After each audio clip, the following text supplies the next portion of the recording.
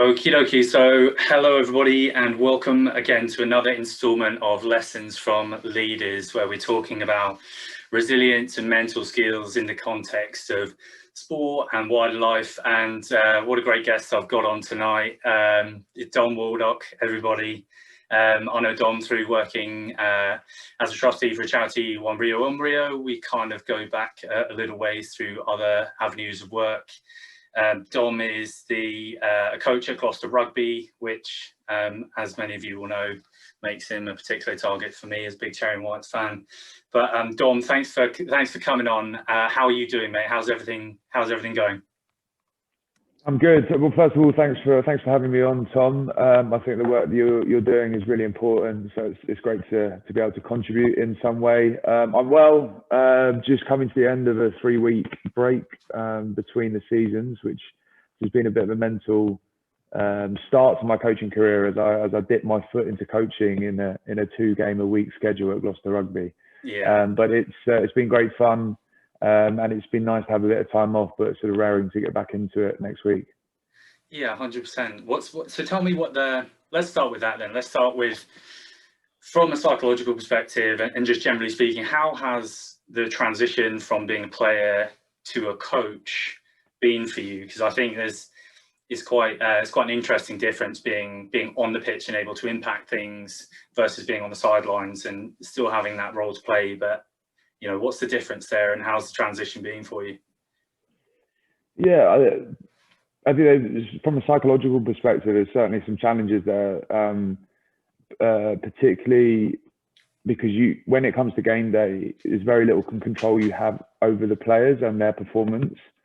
So ultimately, your work is done towards the beginning of the week, and you try and take a step back towards the end, and the players take ownership of the performance. But it's difficult because you still feel that anxiety, you still feel those nerves as a coach, but you just got to be very aware of not inflicting them onto the players and trying to present a picture of feeling very secure and very confident. But often that's quite in conflict with how you're actually feeling. So I think it's about understanding, putting yourself in the players' feet, and thinking about how they would want you to present to them, and try and play up to that as best as possible. But sometimes that takes good acting. Yeah, I can imagine. But it's a skill in itself, right? It's being able to. That was a skill that a player would need too, I guess, in terms of coming over in a positive, confident way for your teammates. In that same respect, it's quite interesting how that works. So it brings up something interesting, like how, as a coach in this setup, we know that the mentality is so crucial in sport, but you've kind of touched on there how delicate it can be with players and your relationship as a coach. What can you do? What do you do as coaches within this environment to work on or develop the mental element of a game? Is it coming from culture? What kind of things do you guys do, given it's so important? Well, I think first of all, it comes down to connection and relationship with players. And I think when you understand the player and you sort of have a human connection with them, you can best understand how you can support them in any aspect of their game, and particularly from a psychological aspect. And then I think then it comes down to you guys having confidence in the processes and an understanding of what we're trying to do, because often in challenging moments those are the first things that fall down. And so if you can have the sort of repetition of what we're trying to do and absolute understanding of that supports that. But then again, it ultimately comes down to the player having the ability to stay in the moment and be mindful and be present and giving their all to that moment. And that's a huge challenge. That's probably the biggest challenge of top flight sport is being able to do that. And that's ultimately what separates the top players from sort of good quality players. Yeah, it's interesting you bring up the mindfulness, and I know you do a bit of meditation yourself. Do you feel like these things are getting there in the professional sports environment. I mean, I think about sort of 10 years ago, I was reading an article of Olympic coach who works with the Canadian ice hockey team, saying that it's been meditation, mindfulness, very much dismissed as like mumbo jumbo, but actually secretly athletes have been using it for a long time to get their lives in order and perform well. How much of the kind of mental game and this mental side of things do you think is explicit now in professional sport, in what you encounter, rather than it being, just that intuitive sort of hoping, kind of coaxing people into a good mindset, but not really knowing, especially what gets into them? Yeah. Well, first of all, let's define mental strength as ultimately the ability to stay present and give your all to that moment, right? Okay, nice. Yeah. And so, like, people have been doing, like, the top performers have been doing that for centuries, right? Yeah. In whatever discipline they're in, and particularly in sport. I think you make an important point. I think that skill is being made far more explicit now, and the techniques to enable you to do that are being talked about much more and being normalized in sport and in society more generally. So, practices like meditation you just touched on there is just becoming a more normal thing to do. And they're just, it's hugely productive for performance. Yeah, it's interesting. It is at the same time very individual, right? Isn't it? It's very, not one. It's the difficulty with mental skills and this kind of stuff is there are general strategies, but one size doesn't fit all. And in terms of your like experience from within the environment, 'cause let's not forget, and we'll come on to it in a minute, you played at a high level, very high level as well as a young man. But as a coach, what do you notice? Do you kind of just know guys that have a good mindset, and can you see things that they do to make it go well? Are there kind of some common traits if you were sitting back, like gun to your head, like what's good mentally speaking from inside the ropes? I think from what I've seen as a coach, I think people take a lot of confidence from their preparation, and also I think they use their preparation as a way of getting into a certain mind state in order to give them the best chance to perform. Other than that, I've not seen a huge amount of other stuff. I haven't been sort of privy to that, but like I've certainly had conversations with guys around meditation, like positive, like self-talk.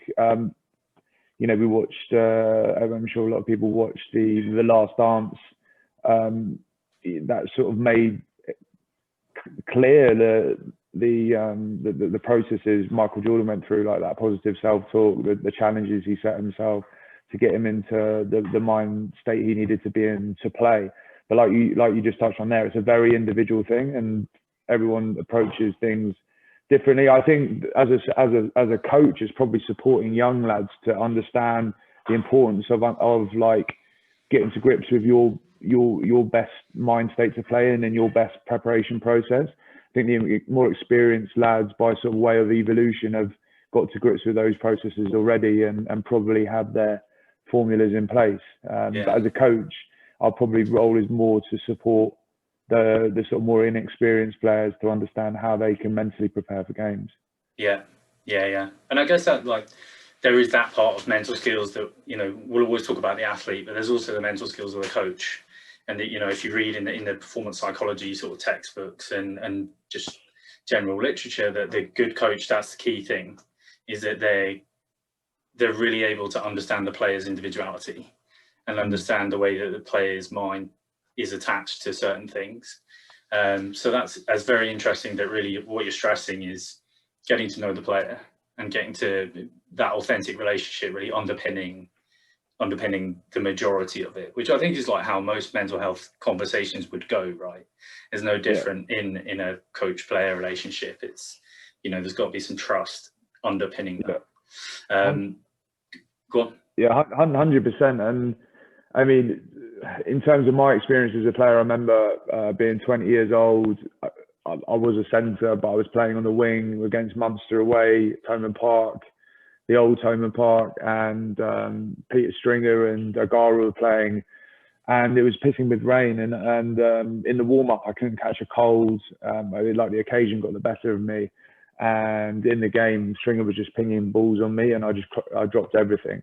Yeah. And at the end of the game, the coach was like, "We need to, you've got a problem with big games. You need to sort it out." And there was just like no real, there was no like, how do I sort it out? There was no sort of support in that process. And I think particularly early on in my career, I struggled with that aspect of it. I think I got sort of performance anxiety, and really affected my performance in some big moments. So yeah, and like you're saying, it comes down to understanding the individual and supporting him or her through that process to try and to give them the best chance to perform to the best of their ability. Because Tim Galway's got Galloway. Is it Galloway? Got that famous quote where performance is potential minus interference. Yeah. And so like that interference is very individual. So we need to understand like how we reduce that interference for each individual and make sure that they can show their true potential. Yeah, definitely. I mean, if it's not too painful, take us, if you can, like, into that situation. What do you remember about it happening? Was it like, are there like specific sensations, negative thoughts, like what was churning around in your head? So I mean, at a much lower level, I've been in that place on a golf course, on a rugby pitch too, but like at the elite level, they're going to be maximized. So look, do you remember what? Yeah, if you could go back and fix something, like it's hopeless. I don't think I had the capacity to register what was going on in my head at that point, or understand like the way the brain functions and like psychology and its impact on performance. But all I remember feeling hopeless, just not understanding what was going on, why my like basic motor skills weren't functioning as they should be, and just feeling suffocated by the crowd as well. And it was just like it was a pretty horrible space. I mean, I think it takes a big man to come out of that at all.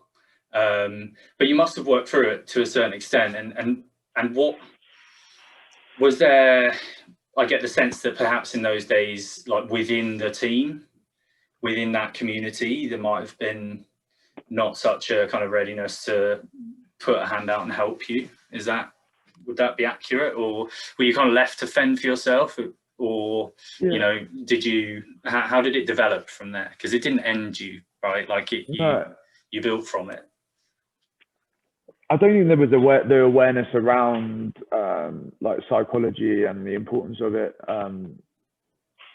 in terms of like how I got to grips with it. I think it was just through experience and through like being through those situations a number of times and developing you sort of like, not explicitly, but just developing coping mechanisms. The other thing is like the WASP team I was part of, that was full of just like established internationals and brilliant players who, it's easy to forget, particularly when there's not much discussion around it, the significance of these sort of things. So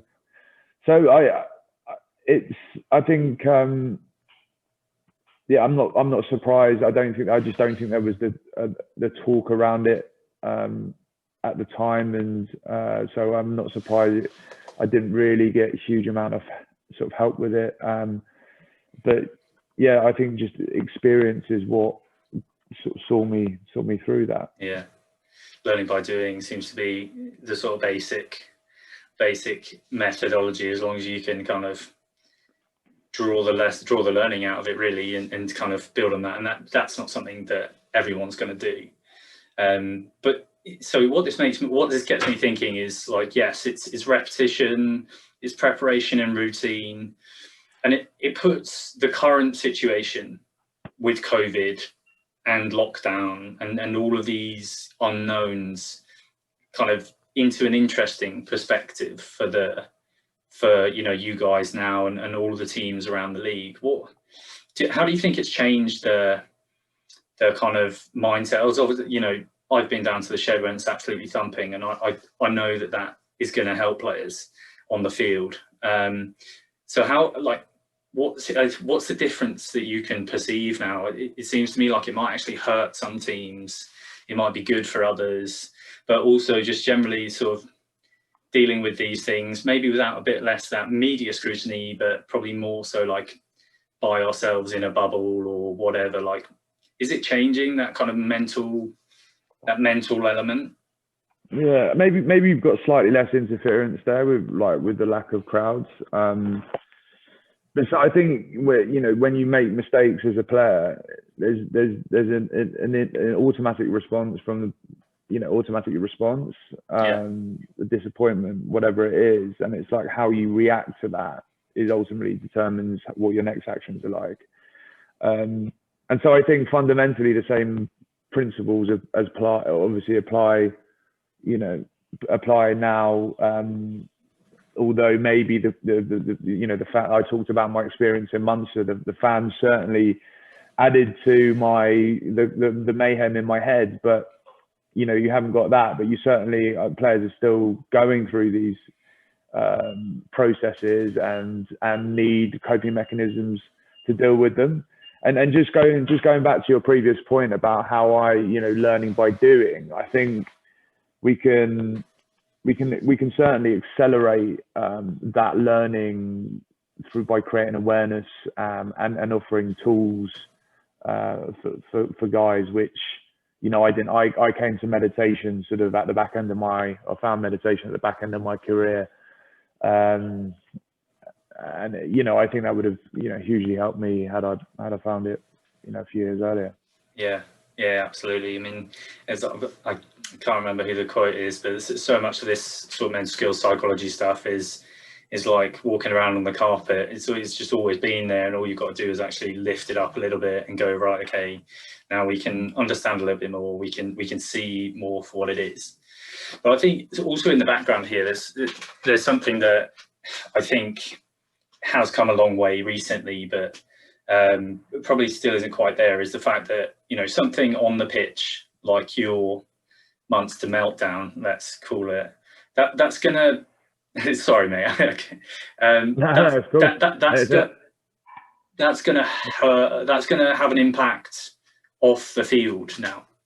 It's not just going to be, you'd have to be an absolute cast iron mentality to keep that compartmentalized in your performance and not let it spill over. And I'm sort of conscious that now, even a young person growing up now and heading into an academy would be facing sort of different mental health life outside of sport, and whether there's just sort of growing understanding that the happier the person, the better the player, and whether that kind of synergy is starting to become quite clear for you from where you're standing. I don't know if that's really a question or a point, but like, no, and I'd certainly like to comment on that, because that the mayhem in Munster, right? That was an extreme situation, but I would live my performance from the weekend, from Monday to Friday. If you had a good game, you were ecstatic, you were in a good mood. If you had a bad game, you'd live it. You'd be in that space for the whole week. And I found it so difficult to compartmentalize it and move on. Yeah. And I'd be scared of watching a bad game, or like reviewing a bad game, which is obviously it's terrible for development and getting better and learning and stuff like that. But that's where I was. I didn't want to remind myself of that and bring those experiences to life again. It was almost like I was trying to forget it rather than compartmentalize, learn, get better and grow. Yeah. So it's hugely important for player development and also for like mental health, like you're talking about. And in terms of that sort of psychotherapy in sport, it's a growing space. And I actually went to a psychotherapy in sport conference the back end of last year in Oxford, and I think there's growing awareness that a happy player is a good player.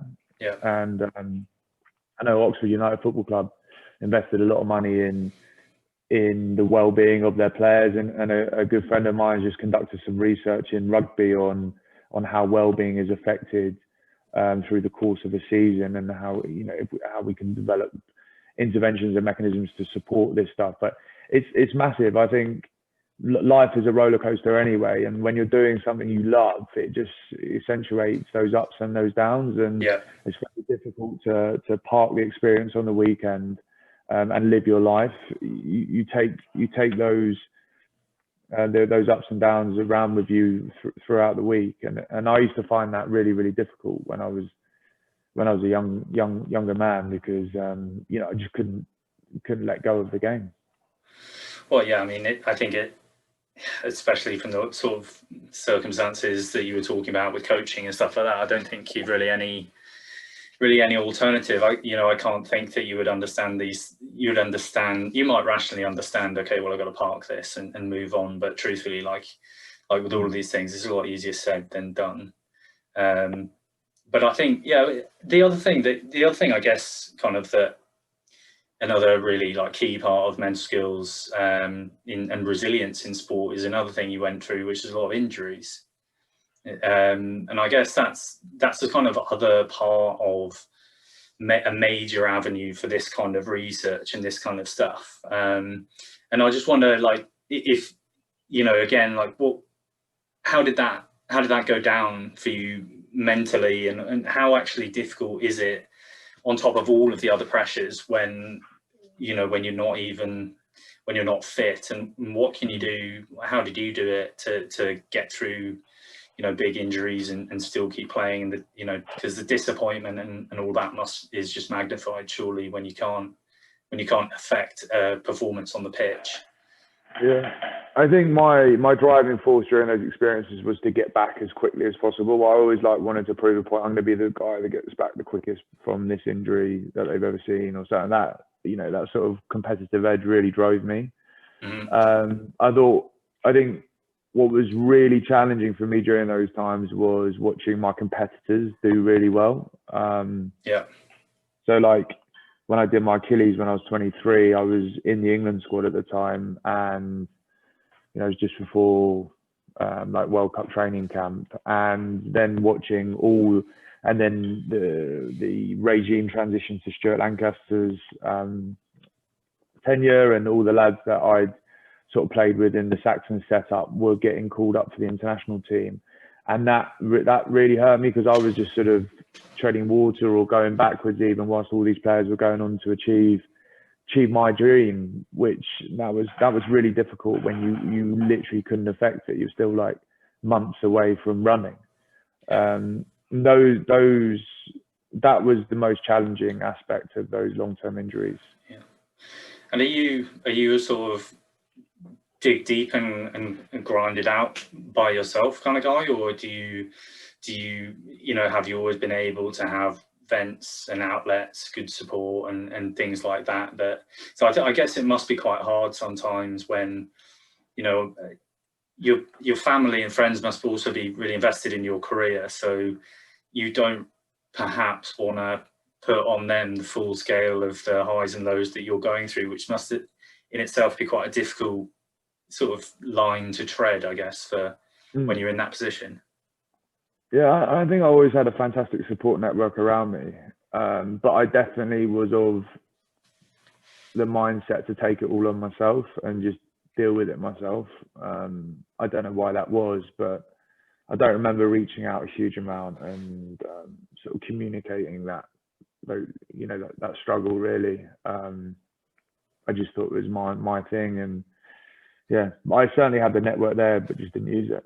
Yeah, that's interesting. So you've so let's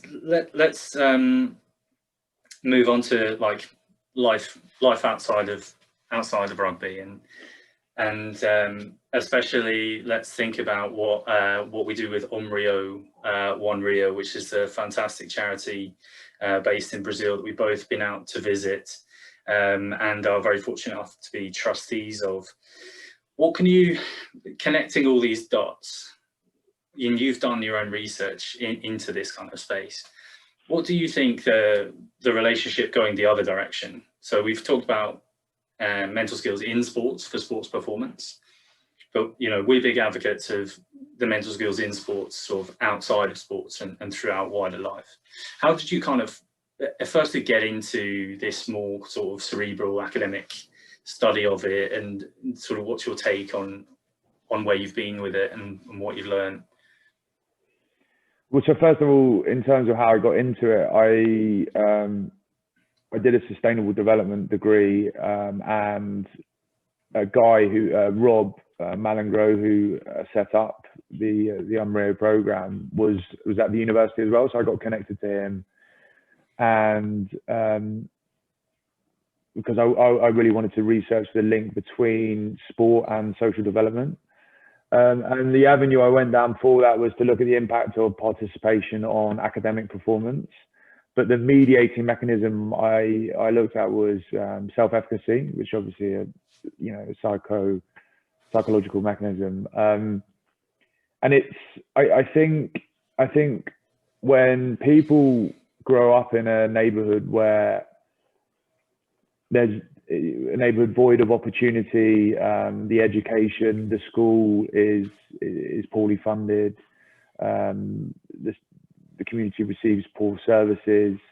There's this sort of social dichotomy between the favela space and the non-favela space. I think it's very easy to sort of give up on life and to feel like this is your lot, and it's very difficult to make something of your life. And I think that's one of the biggest things that UmRio does, is it gives hope and aspiration to the participants, and also the tools with which to affect these hopes and aspirations. The principle being education. So I think it's hugely important in like you said, to bring the mental skills we see as so important to performance in sport, to performance in life in general, and particularly for people who haven't been dealt the hand that haven't been as fortunate as others in the situation that they've been born into. Yeah, 100%. It's a remarkable charity. If you have the opportunity to go check out their work, we're really proud to be a part of it. And any fundraising, anything you could do, if you want to get involved, just let us up, hit us up. But self-efficacy is a like big old thing that you've slammed right in the middle there, which really is the core of what we're talking about. So I wonder if you could just sort of like unpack that in your own words, and like what I think is one of those terms where we'd say, okay, yeah, self-efficacy is like pretty important. It does what it says on the tin, but like, what are the means to it, and how can what is the thought process behind programs and such as UmRio in developing that? What can we do? What does it look like in many ways?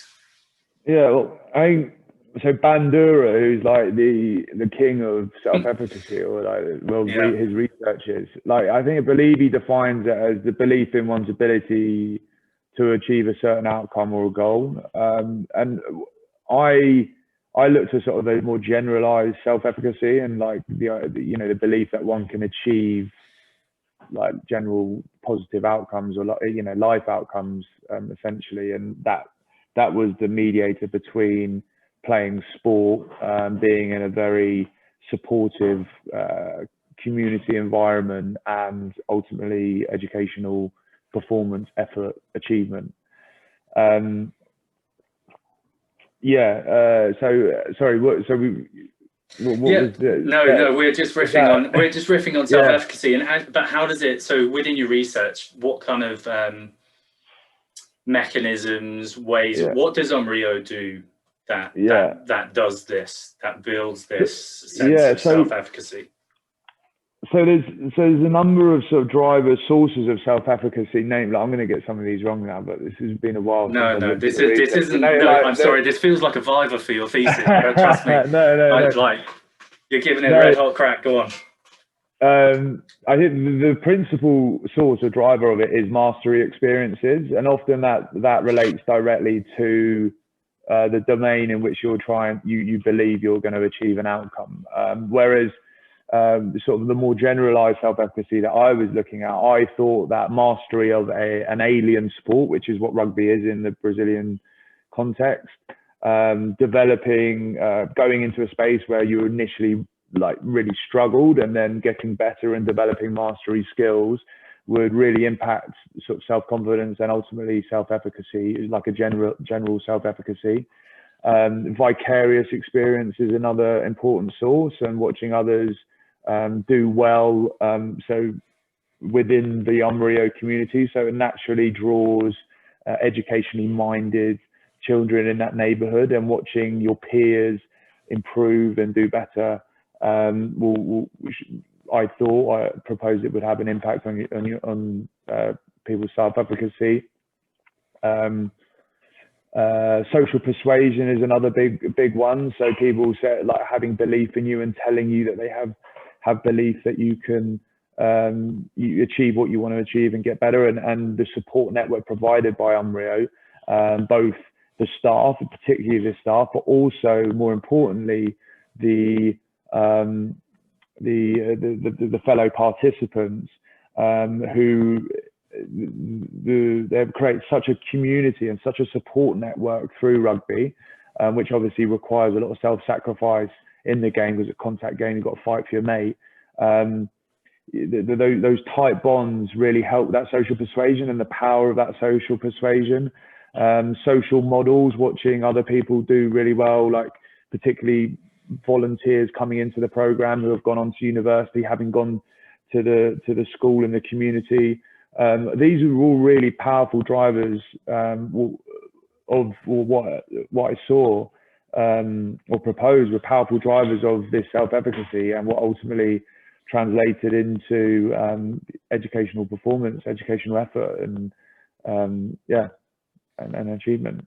Definitely. And I think, like, in a kind of roundabout way, that really like talks at the nub of a lot of what we've been talking about. It seems that unpacking the idea of self-efficacy, which really it feels like that's the project of any coach or any club or any sporting environment, is if we look to this idea of self-efficacy and those, I think they're six sources of confidence or whatever they are, that's actually probably what we mean by culture, which is a word that probably gets bandied around quite a lot, but when it comes to really defining your culture and what you might want to do, this is a really good place to start, right? Because it's the way that any person is going to progress outside of their life is in some way, shape or form learning to get better at something with guidance.